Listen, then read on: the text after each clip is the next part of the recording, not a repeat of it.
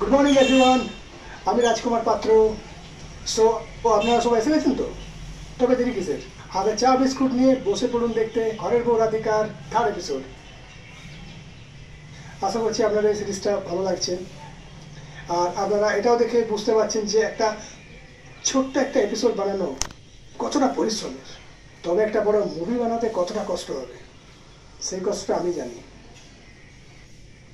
আর আপনারা যাদের ভালো লাগছে না, কোনো ব্যাপার নেই, হাতে মোবাইল আছে, মোবাইলে রিলস আছে, ব্যাস স্ক্রল করতে থাকুন। সারাদিন তো স্ক্রলই করছে না, কত স্ক্রল করবেন, আঙুলে ব্যথা হয়ে যাবে তো। তার থেকে ভালো আপনারাও দেখতে থাকুন, ভালো লাগবে, পাশে থাকুন একটু।